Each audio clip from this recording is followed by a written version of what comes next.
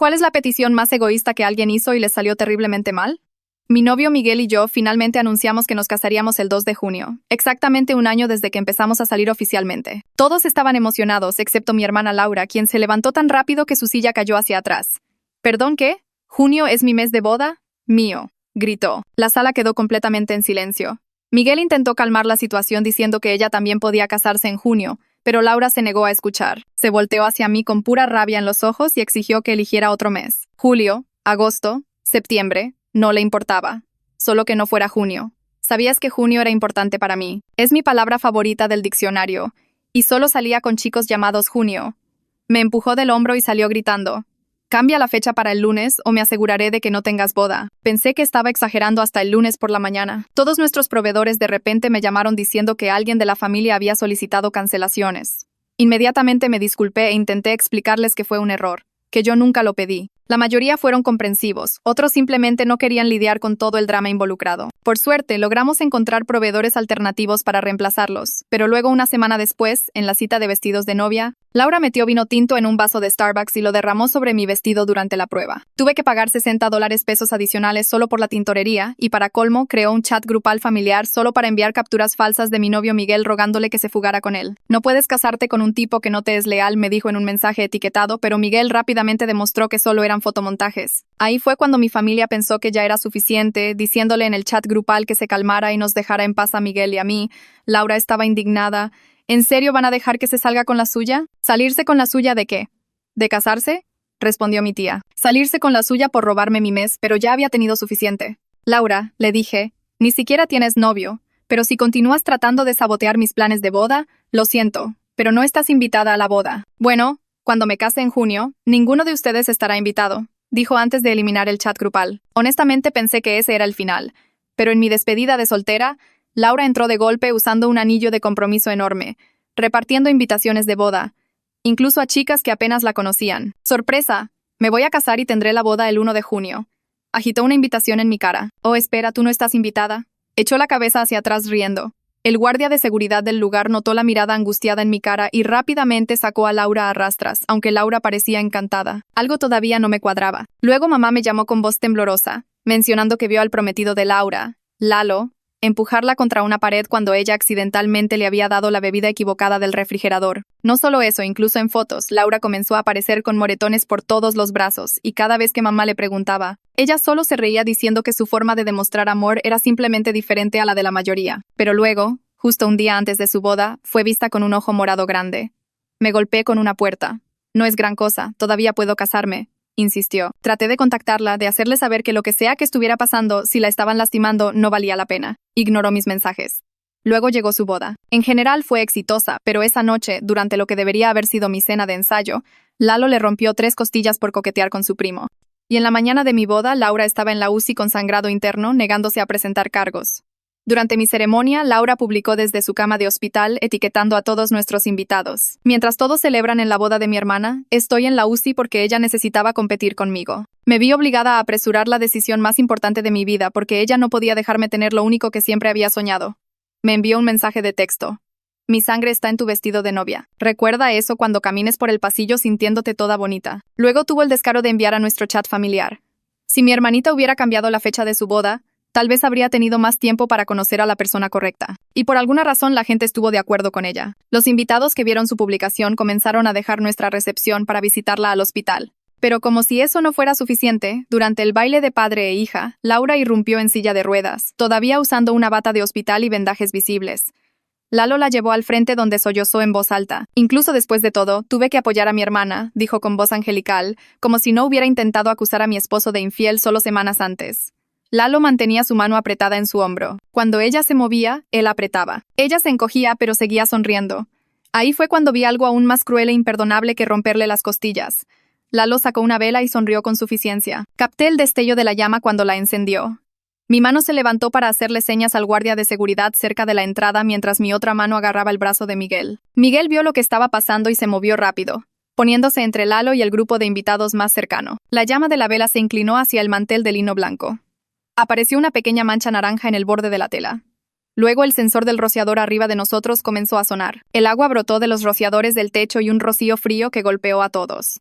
Los invitados gritaron y saltaron de sus mesas. La alarma de incendios resonó a través de los altavoces. La gente comenzó a correr hacia las salidas con su ropa formal, ahora empapados. Me quedé ahí parada con mi vestido de novia viendo el agua gotear del candelabro. El guardia de seguridad alcanzó a Lalo y agarró su muñeca. La vela cayó al piso mojado y se apagó. Apareció otro guardia y cada uno tomó uno de los brazos de Lalo. Laura estaba gritando algo, pero no podía escuchar sobre la alarma. La llevaron hacia la salida lateral con Lalo entre los dos guardias. Corrí tras ellos, mi vestido mojado pesado contra mis piernas. La encargada del lugar me encontró cerca de las puertas de salida. Su cara estaba roja y respiraba con dificultad. Intenté explicar lo que pasó, pero mi voz seguía quebrándose. Ella levantó su mano y sacó su teléfono. Le dijo a la persona al otro lado de la línea que teníamos una situación de peligro de incendio y lesiones visibles en un invitado. Dijo que esto cruzaba territorio criminal. Quería a la policía aquí ahora. Sentí la mano de Miguel en mi hombro. Él también estaba empapado, su cabello goteando agua por su cara. La alarma finalmente se detuvo, pero mis oídos todavía zumbaban. La policía apareció unos 15 minutos después. 2 oficiales entraron por la entrada principal mientras la encargada del lugar todavía estaba lidiando con el sistema de rociadores. Un oficial era mayor con cabello gris. El otro se veía más joven, tal vez de unos 25 años. Comenzaron a tomar declaraciones de inmediato. El oficial mayor habló conmigo primero. Le mostré las fotos en mi teléfono de antes en la noche. Los moretones en los brazos de Laura, el ojo morado que intentó cubrir con maquillaje, la forma en que se encogió cuando Lalo tocó su hombro. Expliqué cómo Lalo le rompió las costillas hace 2 días, cómo acababa de ser dada de alta de la UCI esta mañana, cómo apareció aquí con ella en silla de ruedas y luego sacó una vela encendida cerca de un mantel. El oficial escribió todo en una libreta pequeña. Miguel dio su declaración después. Luego los guardias de seguridad que vieron todo. Varios invitados que presenciaron el comportamiento de Lalo también se presentaron. Una mujer dijo que vio a Lalo apretar el hombro de Laura tan fuerte que Laura jadeó. Otro invitado dijo que Lalo bloqueó a Laura de hablar con cualquiera que se acercara a la silla de ruedas. El oficial más joven tomó fotos del mantel quemado y del piso mojado. Recogió la vela con una mano enguantada y la puso en una bolsa de plástico. 2 paramédicos llegaron mientras la policía todavía estaba tomando declaraciones. Fueron directo a Laura, quien estaba sentada en su silla de ruedas cerca de la salida. Un paramédico se arrodilló para revisar sus signos vitales. El otro le hizo preguntas sobre niveles de dolor. Observé desde el otro lado de la sala. Lalo estaba parado detrás de la silla de ruedas con ambas manos agarradas a las manijas. El paramédico dijo algo sobre necesitar regresar al hospital. La voz de Lalo se volvió fuerte. Dijo que ella estaba bien, que solo quería apoyar la boda de su hermana. El paramédico se mantuvo calmado pero firme. Explicó que Laura fue dada de alta demasiado pronto y el estrés de esta noche la ponía en riesgo. Lalo discutió más. Sus nudillos estaban blancos en las manijas de la silla de ruedas. Laura seguía diciendo que estaba bien. Su voz era pequeña y temblorosa, pero cuando el paramédico mencionó sangrado interno, la cara de Laura se puso pálida. Accedió a regresar. La mandíbula de Lalo se apretó. Apretó las manijas más fuerte. Laura se encogió pero siguió sonriendo a los paramédicos. Dijo que Lalo iría con ella. El paramédico dijo que solo familia en la ambulancia. Lalo comenzó a discutir de nuevo, pero el oficial de policía se acercó más. Lalo se quedó callado. Mamá apareció de algún lugar entre la multitud. Su maquillaje estaba manchado por el agua del rociador. Dijo que iría con Laura al hospital. No me miró. Solo pasó y subió a la ambulancia cuando llegó. Los paramédicos cargaron la silla de ruedas de Laura por la rampa.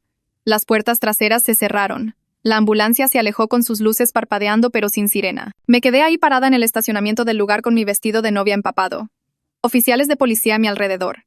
Invitados saliendo con ropa formal mojada. La noche más feliz de mi vida se suponía que estaba sucediendo ahora mismo. En cambio, estaba dando declaraciones sobre el esposo abusivo de mi hermana mientras mi mamá se iba sin siquiera despedirse. Miguel puso su brazo alrededor de mí pero me sentí vacía, hueca, como si todo lo bueno hubiera sido succionado de este día. Miguel me llevó aparte al pasillo trasero cerca de la cocina. Su voz estaba tensa. Preguntó si deberíamos haber dejado que Laura se quedara. Dejar que hiciera su escena y se fuera por su cuenta. Sentí mi pecho apretarse. Le dije que Lalo encendió un fuego en nuestra boda. Miguel dijo que lo sabía. Dijo que entendía. Pero podía escuchar la frustración bajo sus palabras. Nuestra boda se volvió sobre la crisis de Laura otra vez, justo como todo lo demás durante los últimos 6 meses, justo como el incidente del vestido, las capturas falsas, las publicaciones del hospital, todo. Quería defender mi elección, pero estaba demasiado cansada. Le dije que hice lo que sentí correcto para la seguridad de todos. Asintió. Dijo que hice lo correcto, pero su voz sonaba plana. Nos quedamos ahí parados en el pasillo sin hablar. El agua goteaba de nuestra ropa al piso. Caminamos de regreso al área de recepción. La mayoría de los invitados se habían ido. Conté tal vez 40 personas todavía ahí de las 120 que invitamos. Estaban parados en pequeños grupos hablando en voz baja. Las mesas eran un desastre. Manteles mojados. Centros de mesa volcados. platos de comida abandonados. La encargada del lugar se acercó con un portapapeles. Tenía papeles sobre el incidente de la alarma de incendios, algo sobre daño por humo, aunque solo fue daño por agua, manteles arruinados que necesitaban reemplazo, penalizaciones por cierre anticipado porque no pudimos continuar la recepción. Los números me dolieron el estómago. $166 además de todo lo que ya habíamos pagado. Me sentí mareada. Miguel tomó los papeles de ella. Dijo que los revisaríamos y le responderíamos. La cara de la encargada era comprensiva pero firme. Dijo que su seguro necesitaría documentación, reportes policiales. Todo tenía que ser oficial. El oficial de policía preguntó si podíamos ir a la estación a llenar un reporte de incidente. Esta noche sí era posible. Miré hacia abajo a mi vestido de novia. Se suponía que estaría colgando en nuestro closet como un hermoso recuerdo. En cambio estaba empapado y sucio, y lo estaba usando para ir a una estación de policía. Manejamos hasta ahí en el carro de Miguel. Me senté en el asiento del pasajero viendo las calles pasar. Otras personas estaban afuera teniendo viernes normales, yendo a cenar, viendo películas, no llenando reportes policiales el día de su boda. La estación era brillante y fría. Luces fluorescentes, pisos de azulejo, sillas de plástico duro. Una oficial se sentó conmigo en un escritorio. Era amable pero directa. Me pidió que describiera todo lo que pasó. Repasé todo de nuevo. La vela, el mantel, los rociadores, el control del halo sobre Laura, los moretones, las costillas rotas, el alta hospitalaria. Ella escribió mientras yo hablaba. Dijo que el incidente de la vela combinado con las lesiones de Laura les daba motivos para investigar a Lalo por poner en peligro imprudente. Dijo que alguien haría seguimiento en los próximos días. Miguel llenó su propia declaración en otro escritorio. Lo observé escribir. Su mandíbula estaba tensa. Su mano se movía rápido a través del papel. Finalmente llegamos a casa alrededor de las 2 de la mañana. Miguel abrió la puerta del departamento. Todo se veía igual que cuando nos fuimos. Pero se suponía que estaríamos en un hotel ahora mismo, comenzando nuestra luna de miel. En cambio, entramos a nuestro departamento normal con ropa formal mojada. Llegué a la recámara antes de comenzar a llorar. No lágrimas silenciosas, grandes sollozos que hicieron temblar todo mi cuerpo. Miguel me abrazó mientras lloraba en su hombro. Le dije que Laura destruyó todo. Nuestro día perfecto, nuestra boda, nuestra recepción, incluso nuestra noche de bodas. Todo porque no podía dejarme tener junio, porque tenía que competir, porque se casó con un hombre que la lastima y lo trajo a nuestra celebración. Miguel no dijo nada. Solo me abrazó mientras sollozaba. Mi vestido de novia dejó marcas mojadas en su traje. Nos quedamos ahí parados hasta que no pude llorar más. Hasta que estaba simplemente vacía y cansada. La siguiente mañana desperté con mi teléfono sonando. 17 llamadas perdidas. Abrí los chats grupales familiares. Mensajes por todos lados. Camila publicó sobre cómo hice una escena. Cómo involucré a la policía en asuntos familiares privados. Cómo avergoncé a Laura frente a todos. Varios familiares estuvieron de acuerdo con ella. Dijeron que debería haberlo manejado en silencio. Dejar que Laura se fuera con dignidad. Otros mensajes eran diferentes. Mi prima preguntó si Laura estaba bien. Mi tío dijo que estaba preocupado por su seguridad. Papá envió un mensaje privado preguntando qué pasó con la policía. Me desplacé por todo sintiéndome enferma. La mitad de la familia estaba enojada conmigo por llamar a seguridad. La otra mitad estaba preocupada por Laura, pero de alguna manera todavía me culpaba por el momento. Por tener mi boda en junio. Por forzar a Laura a apresurarse al matrimonio. Dejé el teléfono. Miguel ya estaba despierto a mi lado. Preguntó si estaba bien. No lo estaba, pero no sabía qué más decir. Alrededor del mediodía ese mismo día mi laptop sonó con un nuevo correo. El mensaje de la encargada del lugar estaba en la parte superior de mi bandeja de entrada con el asunto evaluación de daños y facturación. Lo abrí con manos temblorosas. El desglose listaba todo en detalle. Reinicio e inspección del sistema de alarma de incendios. Remediación de humo para el salón de recepción. Reemplazo de manteles para 6 mesas. Limpieza profunda de alfombras y cortinas. Tarifas de terminación anticipada del evento. El total en la parte inferior hizo caer mi estómago. $166.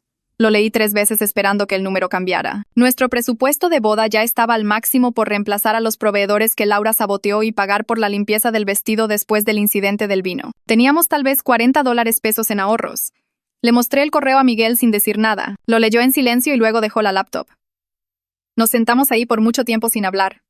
Finalmente sacó nuestras cuentas bancarias en su teléfono y comenzó a hacer cuentas. Sugirió que canceláramos el viaje a Cancún que habíamos planeado para la próxima semana. La luna de miel que habíamos estado esperando durante meses. Sentí mi pecho apretarse, pero sabía que tenía razón. Necesitábamos ese dinero ahora más de lo que necesitábamos unas vacaciones. Le dije que estaba bien, aunque quería llorar. Laura había tomado el día de nuestra boda y ahora estaba tomando nuestra luna de miel también. Miguel apretó mi mano y dijo que reprogramaríamos cuando las cosas se calmaran. Pero no podía sacudir la sensación de que ella había ganado de alguna manera. Que su caos había sangrado en cada parte de nuestras vidas y simplemente lo estábamos dejando pasar. Esa noche estaba desplazándome por Instagram tratando de distraerme cuando apareció la notificación de mensaje directo. La foto de perfil de Lalo apareció en mis mensajes. Todo mi cuerpo se puso frío.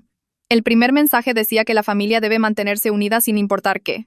El segundo mencionaba cómo debería pensar cuidadosamente sobre mis elecciones. El tercero decía que las personas que traicionan a su propia sangre usualmente lo lamentan. Cada mensaje se sentía como una amenaza aunque nunca dijo nada directamente. Capturé cada uno con mis manos temblando tan fuerte que casi tiró mi teléfono. Luego saqué la información de contacto de la detective del reporte policial y reenvié todo a su correo. Escribí una explicación rápida sobre los mensajes y presioné enviar antes de que pudiera dudar. Miguel entró a la habitación y preguntó qué estaba mal. Le mostré los mensajes y vi su mandíbula apretarse.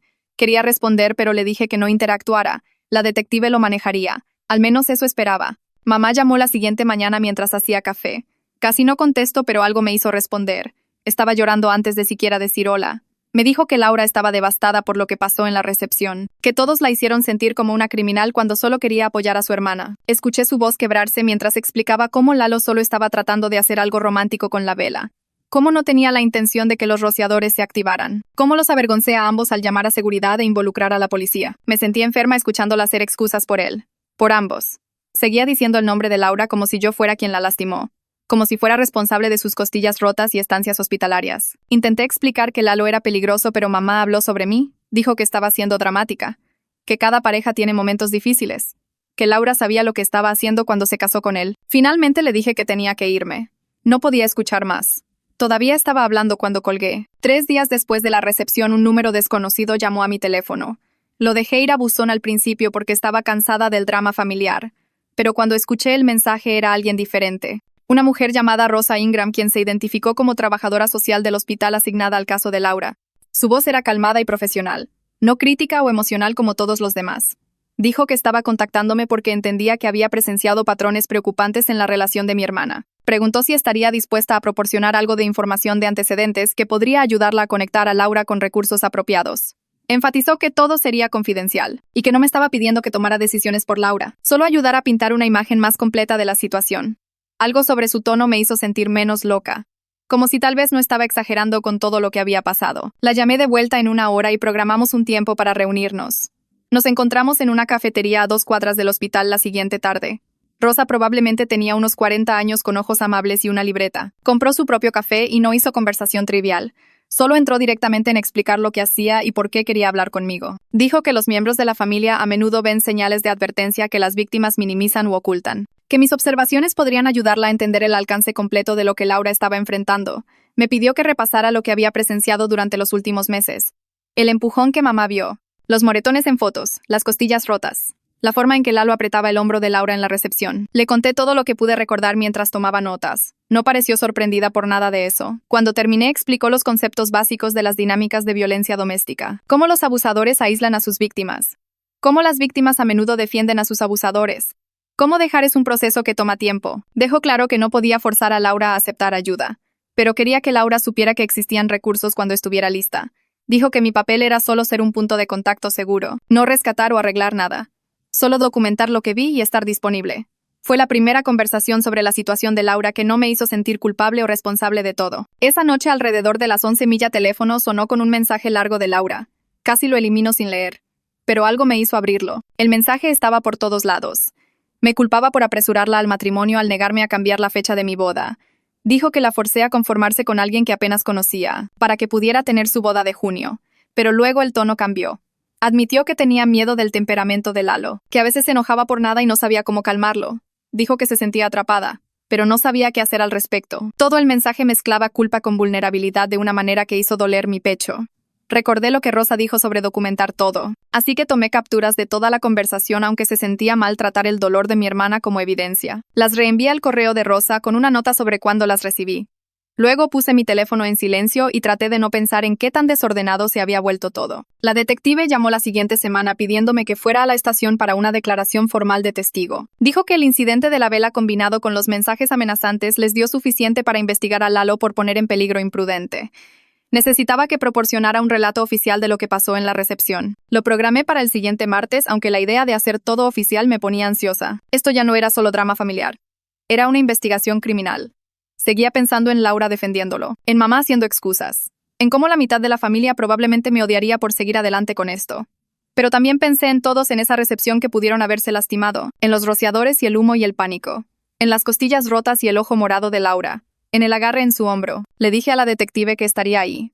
Esa misma tarde Camila publicó en Facebook una diatriba larga sobre lealtad familiar y mantener asuntos privados en privado. No me nombró directamente, pero todos sabían a quién se refería. Habló sobre cómo algunas personas destrozan familias al involucrar extraños en asuntos personales. Cómo la policía no tiene lugar en desacuerdos familiares. Cómo ciertas personas necesitan aprender que airear la ropa sucia públicamente solo empeora las cosas. Vi la publicación recibir me gusta y compartidos de familiares que había conocido toda mi vida. Primos comentando con acuerdo. Tías agregando sus propias quejas sobre los jóvenes de hoy en día.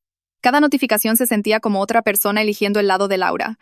Eligiendo ignorar lo que realmente estaba pasando porque era incómodo reconocerlo. Me sentí más sola de lo que había estado desde que empezó todo esto. Miguel me encontró mirando mi teléfono con lágrimas corriendo por mi cara. Lo quitó y me abrazó mientras lloraba, pero incluso su consuelo no podía sacudir la sensación de que estaba perdiendo a toda mi familia por tratar de hacer lo correcto. Miguel y yo tuvimos nuestra primera pelea real 2 días después. Estaba revisando mi teléfono constantemente, refrescando Facebook para ver nuevos comentarios en la publicación de Camila, esperando mensajes de Laura o mamá o la detective, desplazándome por Instagram buscando actualizaciones. Finalmente estalló mientras intentábamos ver una película. Preguntó si por favor podía dejar el teléfono por 1 hora.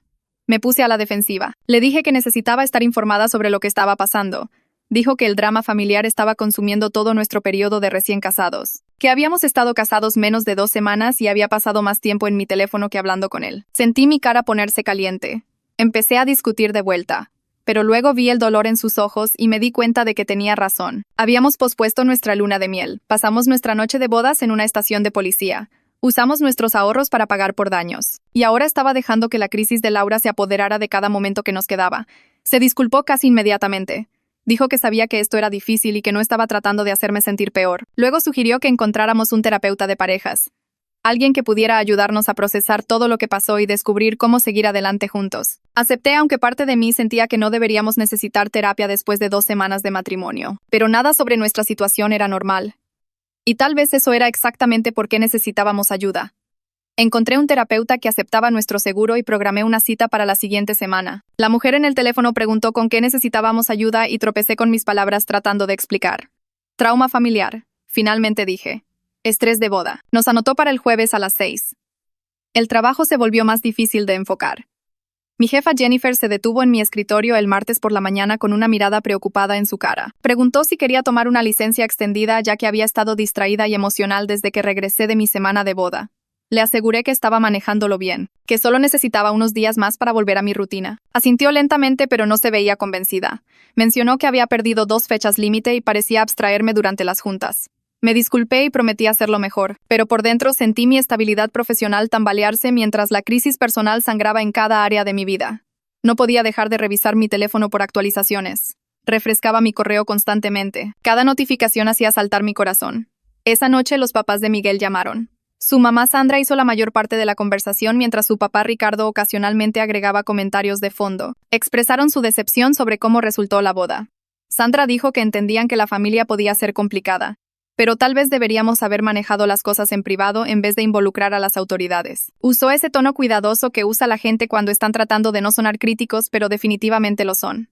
Me sentí poniéndome a la defensiva. Expliqué que Lalo había creado un peligro de incendio que puso en peligro a todos en la recepción. Que Laura tenía lesiones visibles y estaba claramente en peligro. Sandra hizo un ruido comprensivo, pero luego dijo algo sobre cómo involucrar a la policía solo hace todo más complicado. Ricardo intervino para decir que los asuntos familiares deben quedarse dentro de la familia. Me sentí herida de que incluso mis suegros no entendieran completamente por qué tuvimos que priorizar la seguridad sobre las apariencias.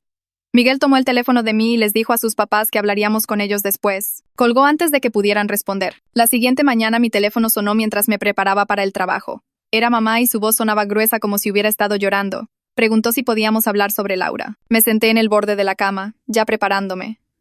Mamá tomó un respiro tembloroso y luego me dijo algo que nunca había sabido. Dijo que la obsesión de Laura con Junio realmente venía de nuestra abuela muriendo en junio cuando Laura tenía 12 años. La abuela había sido la persona favorita de Laura en el mundo.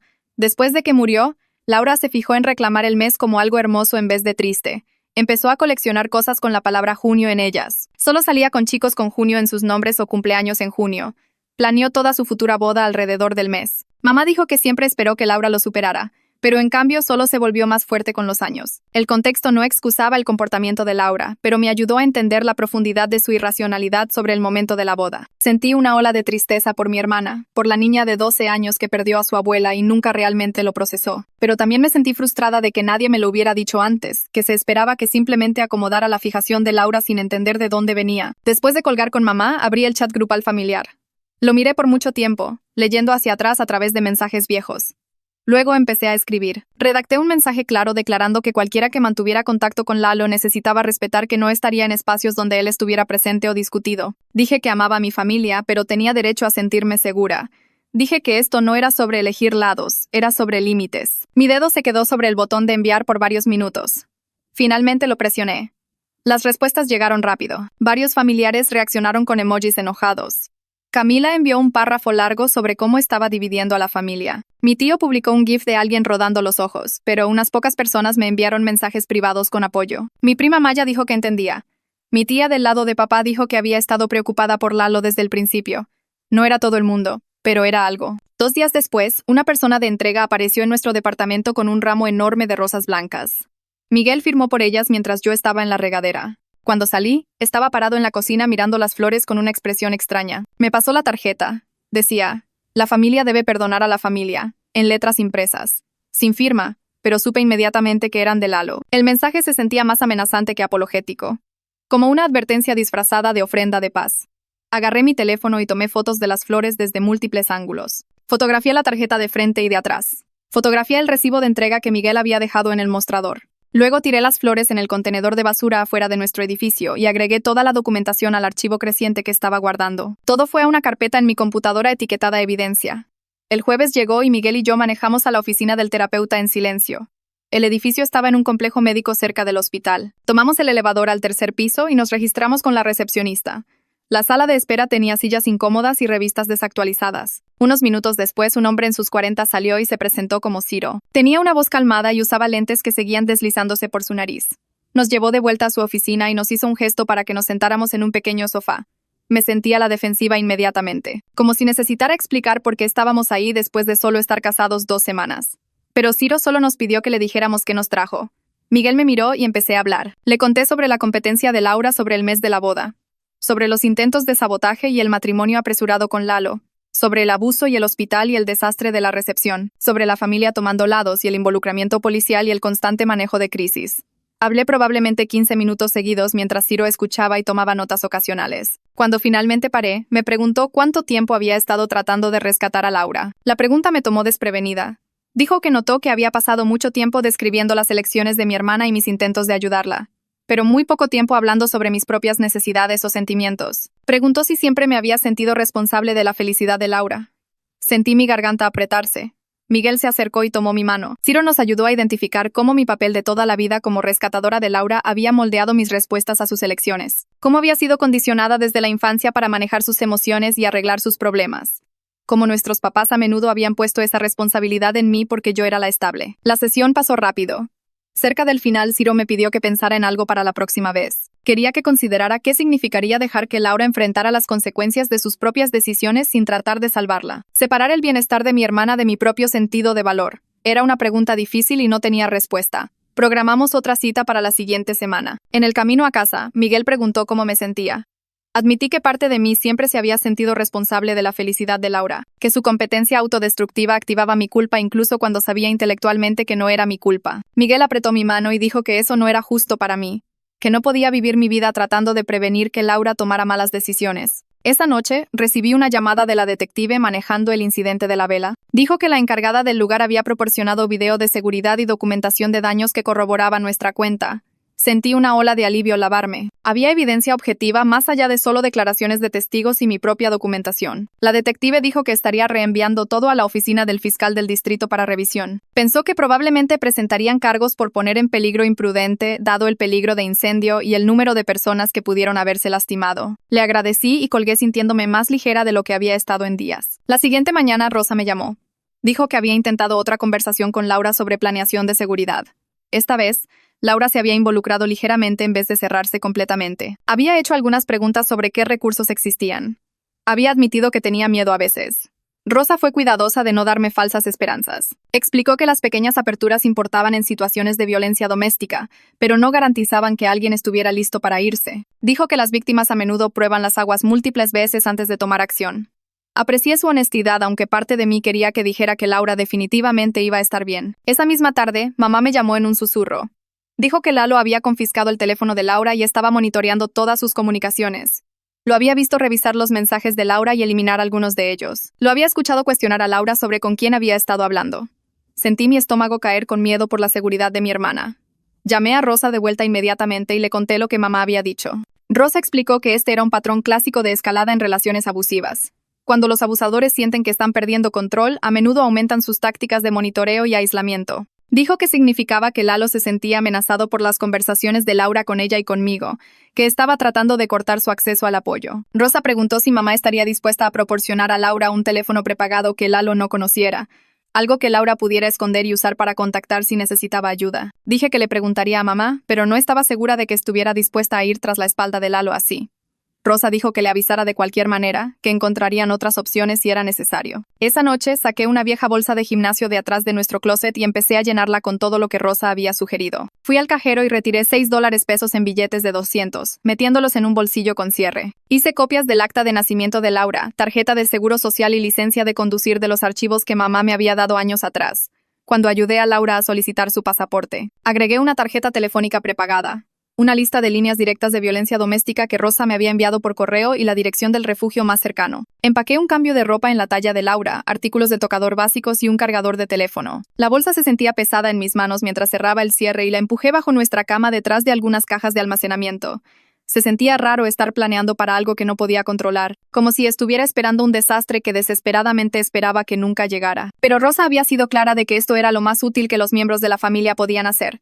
Tener recursos listos para que las víctimas no tuvieran que pensar en logística en un momento de crisis. 2 días después, papá me llamó durante mi hora de almuerzo en el trabajo. Quería organizar una reunión familiar para aclarar el aire sobre todo lo que había pasado. Tomé un respiro profundo y le dije que solo asistiría si Lalo explícitamente no estaba invitado y todos acordaban respetar ese límite. Papá se quedó callado por un momento. Luego dijo que lo dejaría claro a todos. Durante las siguientes horas, mi teléfono sonó con mensajes enojados de varios familiares. Camila envió un texto largo sobre cómo estaba siendo divisiva y controladora. Mi tío se negó a venir si íbamos a excluir miembros de la familia. Una prima con la que apenas hablaba publicó en un chat grupal familiar sobre cómo estaba desgarrando a todos. Para la noche estaba claro que solo la mitad de la familia asistiría bajo mis condiciones. La división se sentía dolorosa y visible, como ver relaciones agrietarse en tiempo real. La reunión pasó el sábado por la tarde en la casa de mamá y papá. Llegué con Miguel, mi estómago apretado por los nervios. Unos 15 familiares estaban dispersos por la sala y el comedor, mucho menos que los 30 y tantos que usualmente aparecían para reuniones familiares. La atmósfera se sentía tensa e incómoda. Luego Laura entró y mi corazón se hundió. No esperaba que viniera. Usaba una camisa de manga larga a pesar del calor del verano y podía ver el borde de un moretón en su muñeca cuando alcanzó un vaso de agua. Papá empezó diciendo que necesitábamos hablar abiertamente sobre preocupaciones por la seguridad de Laura. Laura inmediatamente lo cortó y dijo que todos estaban exagerando. Insistió que Lalo la amaba y que las relaciones simplemente se veían diferentes desde afuera. Cuando mamá gentilmente mencionó las costillas rotas y el ojo morado, Laura se rió y dijo: «Los accidentes pasan en todo matrimonio». Se volteó hacia mí y dijo que toda esta situación era mi culpa por hacer tan gran escándalo de la boda. Si hubiera cambiado mi fecha como pidió, habría tenido tiempo para conocer a alguien mejor, alguien que no tuviera ese temperamento. Sentí mi cara ponerse caliente, pero me forcé a mantenerme calmada. Dije que la amaba y quería que estuviera segura, pero también tenía derecho a establecer límites sobre con quién me sentía segura. Dije que el comportamiento de Lalo en nuestra recepción había cruzado una línea y no estaría en espacios donde él estuviera presente. Laura rodó los ojos y dijo que estaba siendo dramática. Varios familiares asintieron en acuerdo con ella. La reunión terminó sin nada resuelto, solo más tensión y más gente tomando lados. La siguiente semana, tomé un día personal del trabajo y manejé a la corte del centro. Había impreso los formularios para una orden de protección temporal y los llené la noche anterior, mis manos temblando mientras escribía cada mensaje amenazante que Lalo había enviado. La empleada en la ventana fue directa y profesional, procesando mi papeleo sin mucha reacción. Tenía que proporcionar documentación, así que entregué capturas impresas de los mensajes de Instagram de Lalo, fotos de la recepción mostrándolo con la vela y el reporte policial de esa noche. Sentada en el área de espera después, me sentí culpable y extraña. Estaba tomando acción legal contra el marido de mi hermana. Parte de mí se preocupaba que estaba exagerando, empeorando las cosas, causando más problemas. Llamé a Rosa desde mi carro antes de manejar a casa. Escuchó mis preocupaciones y luego me recordó firmemente que tenía derecho a la seguridad. Dijo que las órdenes de protección existían exactamente por esta razón cuando el comportamiento de alguien te hace legítimamente tener miedo. Su voz era calmada y estable, y para cuando colgamos, me sentí un poco menos culpable sobre lo que había hecho. 2 días después, estaba desplazándome por Instagram durante un descanso en el trabajo cuando vi que Lalo había publicado una declaración larga. No me mencionó por nombre, pero escribió sobre traición y lealtad familiar y cómo algunas personas voltean la espalda cuando las cosas se ponen difíciles. La publicación tenía docenas de comentarios de sus amigos, todos apoyándolo, todos de acuerdo en que la familia debe mantenerse unida sin importar qué. Vi mis propios círculos sociales dividirse en tiempo real. Algunas personas que habían estado en nuestra boda comentaron con mensajes de apoyo para Lalo. Otros me enviaron mensajes privados para decir que entendían por qué había tomado acción. Algunos amigos mutuos me dejaron de seguir completamente. Me sentí enferma viendo todo desplegarse, viendo personas que pensé que me conocían bien de repente tratándome como si fuera el problema. Capturé todo y lo agregué a mi archivo de documentación, pero el daño a mis conexiones sociales se sentía real y doloroso. En nuestra próxima cita de terapia, Ciro notó inmediatamente que estaba distraída. Admití que había estado revisando redes sociales y chats grupales familiares constantemente, refrescando cada pocos minutos para ver qué estaba diciendo la gente. Preguntó cómo eso me estaba ayudando y me di cuenta de que no lo estaba haciendo. Solo me estaba haciendo más ansiosa y molesta. Juntos establecimos un nuevo límite donde solo revisaría mensajes 2 veces al día, una vez en la mañana y una vez en la noche. El resto del tiempo mi teléfono estaría en no molestar excepto por llamadas de mi familia inmediata y Rosa. Ciro me ayudó a ver que estaba usando monitoreo constante como una forma de sentirme en control, pero realmente solo estaba alimentando mi ansiedad. Sugirió que me enfocara en documentación en vez de compromiso emocional. Podía capturar publicaciones preocupantes para mis registros sin leer cada comentario o reacción. Se sentía difícil comprometerse, pero sabía que tenía razón. La siguiente tarde, la encargada del lugar llamó con una actualización sobre los daños de nuestra recepción. Su compañía de seguros había revisado el reporte policial y video de seguridad y acordó cubrir una porción significativa de la remediación de humo y manteles arruinados. Nuestra responsabilidad bajó de más de $166 a alrededor de $80. Todavía era mucho dinero, pero se sentía manejable con nuestro ingreso combinado. Le agradecí múltiples veces, sintiendo una ola de alivio de que al menos este aspecto del desastre estaba mejorando ligeramente. Miguel y yo podíamos manejar $80 con el tiempo. La cantidad original se había sentido aplastante. Rosa me llamó unos días después con noticias cautelosamente buenas. Dijo que Laura le había hecho algunas preguntas hipotéticas sobre refugios de violencia doméstica y planeación de seguridad durante su última conversación. Rosa fue cuidadosa de no darme falsas esperanzas. Explicó que hacer preguntas no significaba que Laura estuviera lista para irse, pero sí significaba que estaba pensando en sus opciones. Dijo que esto era realmente una señal positiva, aunque Laura no se había comprometido a nada concreto. Sentí una pequeña oleada de esperanza mezclada con frustración. Quería llamar a Laura inmediatamente y decirle que se fuera, ofrecerme a recogerla ahora mismo, arreglar todo. Pero Rosa había sido clara de que la presión a menudo resultaba contraproducente. Laura necesitaba tomar esta decisión en su propia línea de tiempo y todo lo que podía hacer era asegurarme de que supiera que existían recursos cuando estuviera lista. Una noche alrededor de una semana después, Miguel entró a la cocina viéndose tenso. Dijo que acababa de ver el carro de Lalo estacionado en la calle de nuestro complejo de departamentos. Sentí mi estómago caer. Inmediatamente llamamos a la policía y esperamos junto a la ventana. Tomó casi 40 minutos para que llegara un oficial y para entonces el carro de Lalo se había ido. El oficial tomó nuestra declaración y escribió el número de placa que Miguel había memorizado. Explicó que sin una orden de protección otorgada todavía, no podían hacer mucho sobre alguien estacionándose en una calle pública, pero dijo que el reporte ayudaría a establecer un patrón de comportamiento. Sugirió que documentáramos cualquier avistamiento futuro con fotos si era posible. Después de que se fue, Miguel y yo revisamos 2 veces todas nuestras cerraduras y cerramos todas las cortinas. Apenas dormí esa noche, saltando a cada sonido afuera. Mi audiencia de orden de protección estaba programada para el siguiente jueves por la mañana. Tomé otro día libre del trabajo y me vestí cuidadosamente con ropa profesional, queriendo ser tomada en serio. La sala del tribunal era más pequeña de lo que esperaba, con solo la jueza, una empleada y algunas otras personas esperando por sus casos. Cuando llamaron mi nombre, caminé al frente con mi carpeta de documentación. La jueza me pidió que explicara por qué estaba solicitando la orden. Le conté sobre el incidente de la vela en nuestra recepción, sobre los mensajes amenazantes que Lalo había enviado, sobre él manejando pasando nuestro departamento. Le mostré los reportes policiales, las capturas, las fotos. Mi voz tembló un poco, pero seguí, explicando que genuinamente tenía miedo por mi seguridad basándome en su patrón de comportamiento. La jueza revisó mi documentación cuidadosamente, haciendo algunas preguntas aclaratorias. Luego otorgó una orden de protección de 6 meses con provisiones claras de mantenerse alejado. Lalo tenía que mantenerse al menos 150 metros lejos de mí, Miguel, nuestra casa y mi lugar de trabajo. Sentí una ola de alivio al lavarme mientras la jueza firmaba la orden. Saliendo de la corte noté que Laura no estaba ahí. Había elegido no presentar su propia protección, aunque la necesitaba mucho más que yo. Eso dolió de una manera que no podía nombrar, sabiendo que mi hermana todavía estaba en peligro mientras acababa de obtener protección legal del esposo de ella. 2 días después, estaba haciendo café en nuestra cocina cuando mi teléfono sonó con un número desconocido. La voz del otro lado se presentó como alguien de la oficina del fiscal del distrito y preguntó si tenía unos minutos para hablar sobre el incidente en mi recepción de boda. Mis manos empezaron a temblar, así que puse el teléfono en altavoz y lo dejé en el mostrador. Explicó que después de revisar el reporte policial, declaraciones de testigos y video de seguridad del lugar, estaban avanzando con cargos de delito menor por poner en peligro imprudente contra Lalo. El incidente de la vela combinado con la activación de alarma de incendios y el número de invitados que fueron puestos en riesgo les dio suficiente evidencia para procesar. Sentí esta mezcla rara de alivio y miedo lavarme. Alguien en una posición oficial realmente estaba tomando esto en serio y diciendo que lo que Lalo hizo estaba mal y era peligroso. La fiscal preguntó si estaría dispuesta a testificar si el caso iba a juicio y dije que sí, aunque mi voz salió temblorosa. Después de colgar, solo me quedé ahí parada mirando mi cafetera, tratando de procesar que esto realmente estaba pasando.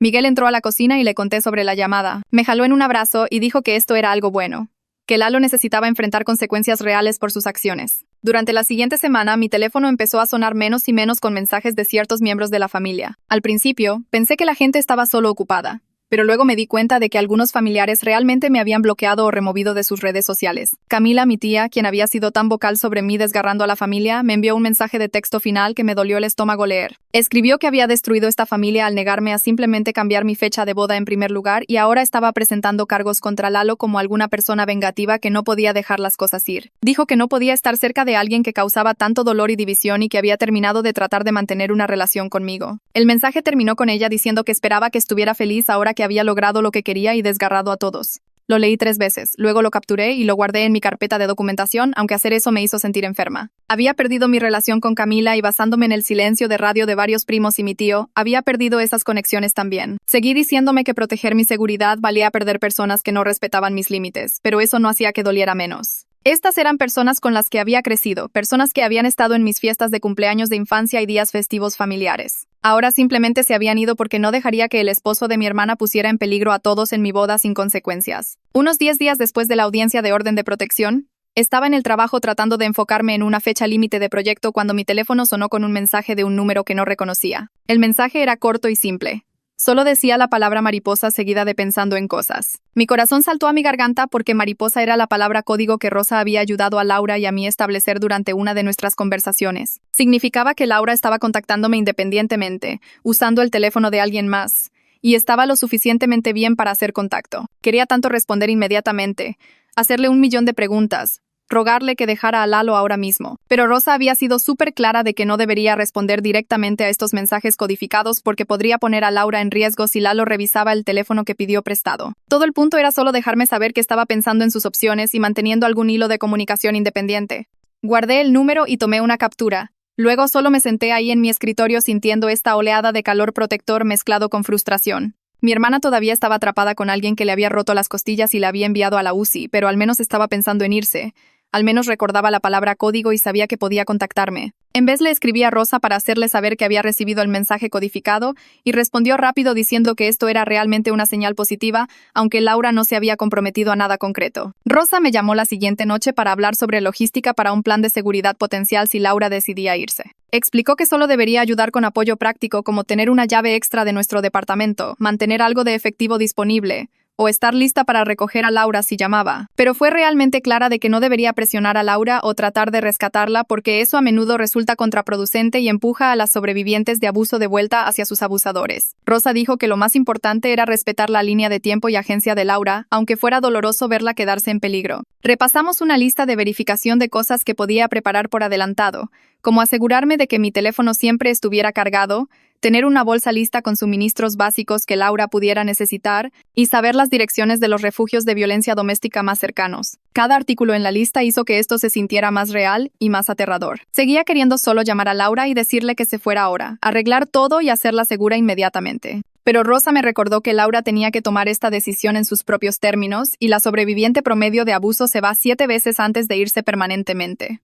Mi trabajo no era forzar la línea de tiempo, sino asegurarme de que Laura supiera que existía ayuda cuando estuviera lista. Después de colgar, armé una bolsa pequeña con artículos de tocador, ropa limpia en la talla de Laura, algunos snacks y $4 en efectivo. La escondí en el fondo de mi closet donde Miguel y yo podíamos acceder rápidamente si era necesario. Unos días después, Miguel y yo estábamos sentados en nuestro sofá desplazándonos por fotos de nuestra recepción de boda, y empecé a llorar, viendo todas las fotos que se arruinaron por la entrada dramática de Laura y el truco de la vela de Lalo. Miguel puso su brazo alrededor de mí y dijo, tal vez deberíamos hacer algo para reclamar nuestra experiencia de boda, algo que fuera solo sobre nosotros sin todo el drama familiar y trauma. Empezamos a planear una pequeña ceremonia privada de intercambio de votos con solo nuestros amigos más cercanos, tal vez 8 o 10 personas en total. Lo mantendríamos simple e íntimo, solo intercambiar los votos que realmente habíamos escrito el uno para el otro, pero nunca llegamos a decir en nuestra recepción por todo el caos. Podríamos hacerlo en nuestro departamento o en un parque pequeño, en algún lugar significativo para nosotros donde pudiéramos enfocarnos en nuestro compromiso en vez de preocuparnos por que explotara drama familiar. Planear esto me hizo sentir más ligera de lo que había estado en semanas. Se sentía sanador pensar en celebrar nuestro matrimonio en un espacio que fuera protegido e intencional, donde el enfoque estaría en Miguel y en mí en vez de manejar la crisis de Laura. Elegimos una fecha 3 semanas adelante y empezamos a enviar mensajes a nuestros amigos más cercanos para ver quién podía venir. Casi todos dijeron que sí inmediatamente, y varios de ellos mencionaron que habían estado esperando que hiciéramos algo así para tener una celebración real después de lo que pasó en la recepción. 2 semanas después de que se otorgó la orden de protección, me estaba preparando para dormir cuando Miguel me llamó a la ventana. Había visto el carro de Lalo estacionado en la calle de nuestro complejo de departamentos otra vez, la tercera vez en 4 días. Inmediatamente llamamos a la policía y esta vez me aseguré de mencionar la orden de protección activa y los reportes previos que habíamos presentado. La operadora dijo que los oficiales estaban en camino y que nos quedáramos adentro con las puertas cerradas. Esperamos junto a la ventana viendo el carro de Lalo y esta vez tomé fotos con mi teléfono asegurándome de capturar la placa y la marca de tiempo. Unos 20 minutos después, 2 patrullas se detuvieron y oficiales se acercaron al vehículo de Lalo. Los vimos hablar con él, revisar su identificación y luego ponerlo en esposas. Un oficial subió a nuestro departamento después para avisarnos que estaban arrestando a Lalo por violar la orden de protección, ya que teníamos documentación de él manejando pasando nuestro complejo múltiples veces a pesar de las provisiones de mantenerse alejado. El oficial dijo que sería retenido hasta una audiencia de fianza, lo que probablemente pasaría dentro de 24 a 48 horas. Sentí esta combinación rara de alivio de que realmente estaba siendo responsabilizado y aprensión porque sabía que esto lo haría aún más enojado conmigo. Miguel y yo apenas dormimos esa noche, saltando a cada pequeño sonido afuera aunque sabíamos que Lalo estaba bajo custodia. Lalo pagó la fianza 2 días después y esa misma noche Rosa me llamó con noticias que hicieron doler mi pecho. Dijo que Laura había vacilado después de que Lalo salió y él la había convencido de aceptarlo de vuelta prometiendo cambiar y asistir a clases de manejo de ira. La voz de Rosa era calmada y profesional mientras explicaba que esto era un patrón completamente normal en situaciones de violencia doméstica y no significaba que Laura no se iría eventualmente permanentemente. Dijo que la mayoría de las sobrevivientes pasan por múltiples ciclos de irse y regresar antes de poder irse para siempre, y cada intento construye su confianza y conciencia incluso si no se mantiene de inmediato. Me sentí destrozada escuchando esto, sabiendo que mi hermana estaba de vuelta en ese departamento con alguien que la había puesto en la UCI y que acababa de ser arrestado por acosarme. Pero Rosa seguía enfatizando que no podía controlar las elecciones de Laura y poner presión en ella probablemente la empujaría más hacia Lalo. Todo lo que podía hacer era mantener mi límite, mantenerme segura y asegurarme de que Laura supiera que existían recursos cuando estuviera lista. Después de colgar lloré en el hombro de Miguel probablemente por 20 minutos sintiéndome impotente y asustada por mi hermana. 3 días después mamá me llamó en medio de la tarde sonando diferente de lo usual, más firme y determinada. Dijo que había tomado una decisión y quería decirme antes de decirle a alguien más. Le había informado a Lalo que ya no era bienvenido en su casa sin importar si Laura elegía quedarse con él o no. Si Laura quería visitar siempre era bienvenida, pero Lalo no podía venir con ella y mamá no asistiría a ningún evento donde él estuviera presente. Me sentí sorprendida y este sentido cauteloso de orgullo escuchándola decir esto. Mamá había luchado tanto con habilitar las elecciones de Laura y tratar de mantener la paz en la familia, pero realmente estaba estableciendo un límite real ahora. Sabía que era doloroso para ella porque podría significar ver a Laura menos seguido, pero estaba eligiendo seguridad sobre mantener apariencias. La voz de mamá se puso un poco temblorosa mientras decía que no podía ver a Laura lastimarse más y no podía pretender que Lalo era una persona segura para tener alrededor. Le agradecí por decirme y por tomar este paso y hablamos unos minutos más sobre qué tan difícil era amar a alguien mientras respetaba sus elecciones, incluso cuando esas elecciones eran peligrosas. Miguel y yo tuvimos nuestra próxima sesión de terapia con Ciro la siguiente semana y pasé la mayor parte llorando sobre qué tan enojada estaba de que nuestra boda y luna de miel fueron completamente descarriladas por la crisis de Laura. Había estado guardando este resentimiento adentro, sintiéndome culpable por estar enojada sobre mi boda arruinada cuando mi hermana estaba en una relación abusiva, pero Ciro dijo que ambas cosas podían ser verdad al mismo tiempo. Podía estar destrozada sobre la situación de Laura y también legítimamente enojada de que nuestro día especial fue destruido. Miguel también se abrió diciendo que había estado frustrado de que no pudiéramos simplemente disfrutar ser recién casados porque constantemente estábamos manejando drama familiar y preocupaciones de seguridad. Ciro nos ayudó a reconocer la pérdida real que habíamos experimentado, la boda y luna de miel que habíamos planeado y pagado, pero nunca llegamos a disfrutar. Luego nos guió hacia crear nuevas tradiciones y bajar el ritmo de nuestra vida para realmente enfocarnos en nuestro matrimonio en vez de la crisis rodeándonos. Decidimos que tendríamos una noche de cita semanal donde no discutiríamos a Laura o drama familiar para nada, solo enfocados el uno en el otro y construyendo nuestra vida juntos. Se sintió bien tener permiso para lamentar lo que habíamos perdido mientras también elegíamos activamente priorizar nuestra relación avanzando. Rosa me llamó de nuevo alrededor de una semana y media después con una actualización que me hizo sentir esperanzada y triste al mismo tiempo. Dijo que Laura realmente se había quedado una noche en un refugio de violencia doméstica antes de regresar con Lalo, pero la parte importante era que había guardado la información de contacto de Rosa y ahora sabía que el refugio existía y cómo acceder a él.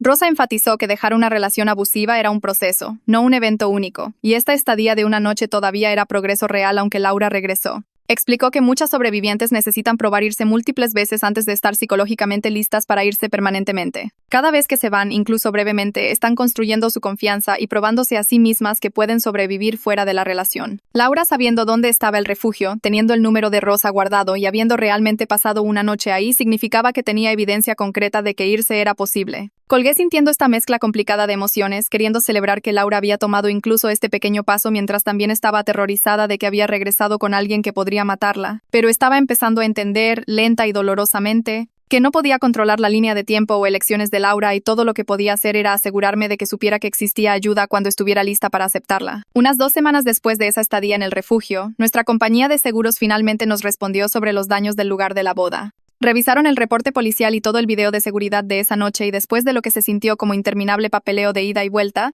acordaron cubrir la mayoría de los costos del incidente de alarma de incendios y daño por humo. La cantidad final que debíamos bajó de más de $166 a alrededor de $50, lo que todavía lastimaba nuestros ahorros, pero se sentía mucho más manejable con ambos nuestros ingresos combinados. Miguel y yo nos sentamos en nuestra mesa de cocina repasando la factura ajustada y sentí este peso enorme levantarse de mis hombros sabiendo que realmente podíamos manejar esto sin endeudarnos. Papá me llamó esa misma semana diciendo que quería intentar algo diferente con la situación de comunicación familiar. Creó un chat grupal completamente nuevo con reglas muy claras publicadas justo en la parte superior, la principal siendo que Lalo no podía ser discutido o defendido por nadie, y si alguien violaba esa regla, sería removido inmediatamente sin segundas oportunidades. Envió invitaciones a todos en la familia explicando los límites y vi cómo la gente se unía o no respondía para nada. Alrededor de la mitad de la familia terminó en ese chat nuevo, lo que lo hizo mucho más pequeño que nuestro grupo familiar original. Pero las personas que se unieron realmente respetaron mis límites y no trataron de hacerme sentir culpable sobre las elecciones de Laura. Se sintió raro tener la dinámica familiar dividida, pero también algo pacífico no estar constantemente defendiéndome en mensajes grupales más. Luego la oficina del fiscal del distrito me contactó con noticias sobre el caso criminal de Lalo por el incidente de la vela en nuestra recepción. Su abogado había estado negociando con el fiscal y llegaron a un acuerdo de culpabilidad donde Lalo se declaró culpable de delito menor por poner en peligro imprudente. El acuerdo incluía 2 años de libertad condicional, programación obligatoria de intervención de violencia doméstica que duraría 6 meses y tenía que mantener todas las órdenes de mantenerse alejado que ya estaban en su lugar. Leí los términos sintiéndome frustrada de que las consecuencias no fueran más severas dado qué tan peligroso fue su comportamiento. Pero el fiscal explicó que esto era bastante típico para delitos menores de primera vez y al menos lo metió en el programa de intervención sin un juicio largo. Firmé el acuerdo de culpabilidad aunque parte de mí quería presionar por más, aceptando que así era como funcionaba el sistema legal en estas situaciones.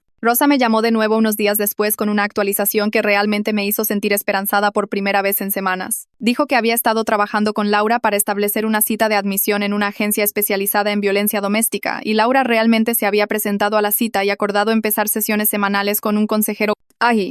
Rosa fue realmente cuidadosa de no compartir detalles sobre lo que Laura discutió en consejería por reglas de confidencialidad, pero confirmó que Laura estaba activamente involucrándose con los servicios y había trabajado con su consejera para establecer ese sistema de código de seguridad con miembros de la familia del que habíamos hablado antes. Saber que Laura finalmente estaba recibiendo ayuda profesional y tenía ese sistema de contacto de emergencia en su lugar me hizo sentir que tal vez las cosas realmente podían mejorar con el tiempo. Miguel y yo decidimos que queríamos hacer algo positivo para celebrar nuestro matrimonio después de todo el caos y trauma de la recepción de boda real. Planeamos una pequeña reunión en el patio trasero de nuestro complejo de departamentos, solo invitando a los miembros de la familia y amigos cercanos que nos habían apoyado consistentemente a través de todo sin hacernos sentir culpables o tomar lados. Pusimos luces de hadas en el área de patio compartido.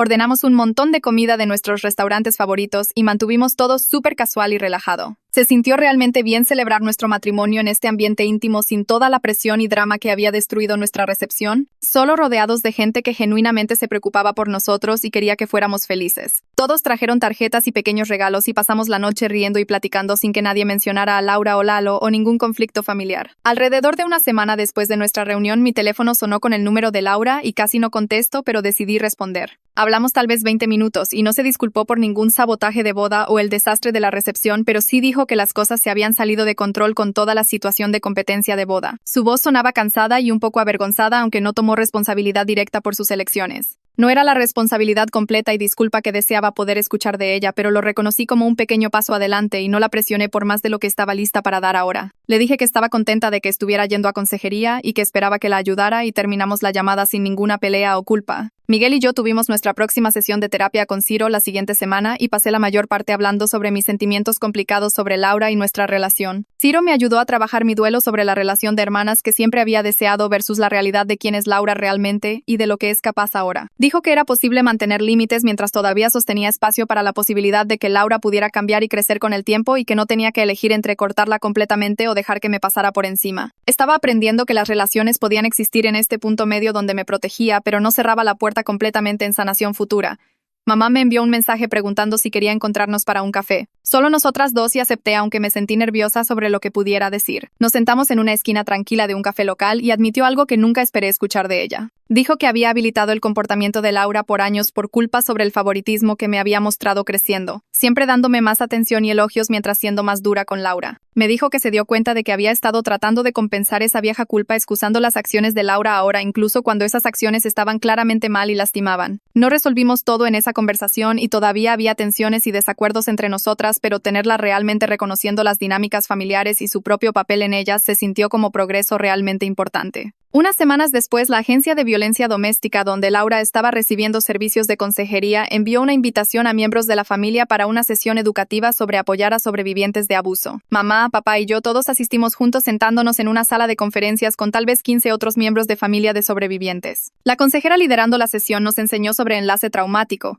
el ciclo del abuso y explicó que la investigación muestra que las víctimas regresan a sus abusadores un promedio de 7 veces antes de irse permanentemente. Aprender que Laura regresando con Lalo después de la estadía en el refugio era realmente parte normal del proceso me ayudó a sentirme menos frustrada y más paciente con su línea de tiempo. Nos dieron recursos y estrategias para quedarnos apoyando sin habilitar y me fui sintiéndome más equipada para manejar lo que viniera después. Luego algo bueno finalmente pasó que no tenía nada que ver con drama familiar o manejo de crisis. Miguel llegó a casa del trabajo una noche con esta sonrisa enorme en su cara y me dijo que su jefe le había ofrecido una promoción a analista senior con un aumento de sueldo significativo. El dinero extra aliviaría tanto de nuestro estrés financiero de todos los gastos de boda y honorarios legales y nos daría espacio para respirar para empezar a ahorrar de nuevo para el futuro que queríamos. Celebramos en silencio con cena en casa esa noche. Solo nosotros dos cocinando juntos y hablando sobre lo que esto significaba para nuestras vidas. Después de meses de constante crisis y estrés y conflicto familiar, se sintió increíble tener algo positivo pasar. Algo que era solo sobre nosotros y nuestra vida juntos avanzando. 2 semanas después, Rosa me llamó con una actualización de que Laura había terminado su programa de consejería de violencia doméstica de 8 semanas en la agencia. Me dijo que Laura estaba mostrando mejor conciencia sobre planeación de seguridad y reconocer señales de advertencia, lo que se sentía como progreso real, aunque todavía estaba viviendo con Lalo en su departamento. Rosa explicó que Laura estaba aprendiendo estrategias de afrontamiento y había desarrollado un plan de escape más detallado con contactos de emergencia y una bolsa empacada escondida en la casa de mamá. Le agradecí a Rosa por la actualización y admití que estaba luchando con aceptar que la sanación de Laura no seguiría la línea de tiempo que yo quería para ella. Rosa me recordó gentilmente que dejar una relación abusiva era un proceso que podía tomar años, no semanas, y que mi trabajo era mantener mis límites mientras siendo una persona segura a la que Laura pudiera contactar cuando estuviera lista. Unos días después de esa conversación recibí un sobre grueso en el correo de un bufete de abogados que no reconocía. Adentro había una carta formal del abogado de Lalo, junto con una declaración de disculpa escrita a mano que Lalo había escrito como parte de su programa de intervención ordenado por la corte. La carta seguía por 2 páginas sobre cómo tomaba responsabilidad completa por sus acciones y entendía el daño que causó, pero todo se sentía ensayado y falso, como si solo estuviera marcando casillas para satisfacer sus requisitos. Libertad condicional. Lo leí una vez. No sentí absolutamente nada excepto disgusto leve. y luego lo archivé en la carpeta con toda mi otra documentación sobre la orden de protección y reportes policiales. No respondí o reconocí recibirlo porque Rosa me había ayudado a entender que mantener mi límite de 0 contacto directo con Lalo era más importante que ser educada. El siguiente fin de semana Miguel me sorprendió reservando un viaje largo de fin de semana a un pueblo playero pequeño alrededor de 3 horas de distancia, nuestra versión a escala de la luna de miel que habíamos pospuesto después del desastre de la boda. Manejamos el viernes por la mañana con las ventanas abiertas y música sonando y por primera vez en meses sentí que realmente podía respirar sin constantemente revisar mi teléfono por actualizaciones de crisis familiares. Pasamos 3 días caminando en la playa, comiendo mariscos en restaurantes locales y durmiendo hasta tarde sin ningún horario u obligaciones. Se sintió sanador enfocarnos completamente el uno en el otro y nuestro matrimonio sin el constante ruido de fondo de manejo de crisis de violencia doméstica y drama familiar. En nuestra última mañana ahí nos sentamos en el balcón del hotel tomando café y Miguel me dijo que sentía que finalmente estaba llegando a conocerme como su esposa en vez de como alguien perpetuamente manejando el caos de su hermana. Cuando regresamos a casa, papá llamó para decirme que Lalo se había mudado del departamento de Laura temporalmente para quedarse con sus papás mientras terminaba las últimas semanas de su programa de intervención. Papá dijo que esto estaba dándole a Laura algo de espacio físico real por primera vez desde que se casaron y pensó que podría ayudarla a pensar más claramente sobre lo que quería. Inmediatamente le escribí a Rosa para preguntar si sabía sobre este desarrollo y confirmó que Laura estaba usando el tiempo de separación para fortalecer su plan de seguridad y continuar sus sesiones de consejería sin que Lalo monitoreara cada movimiento. Rosa dijo que Laura parecía más involucrada en terapia sin el estrés diario de vivir con él, aunque todavía estaba extremadamente ansiosa sobre tomar decisiones permanentes. Un mes después recibí una llamada de la oficina del fiscal informándome que mi orden de protección contra Lalo expiraría en 6 meses. El fiscal también confirmó que Lalo había completado exitosamente todos sus términos de libertad condicional y programación de intervención sin violaciones o citas perdidas. Me sentí escéptica sobre si unos meses de clases de manejo de ira realmente podían cambiar a alguien que le rompió las costillas a su esposa, pero tenía que aceptar que así era como funcionaba el sistema legal y que técnicamente había cumplido todos los requisitos. El fiscal explicó que podía solicitar una extensión de la orden de protección si tenía evidencia de nuevo comportamiento amenazante, pero de otra manera expiraría automáticamente y necesitaría confiar en otros límites para mantener mi seguridad.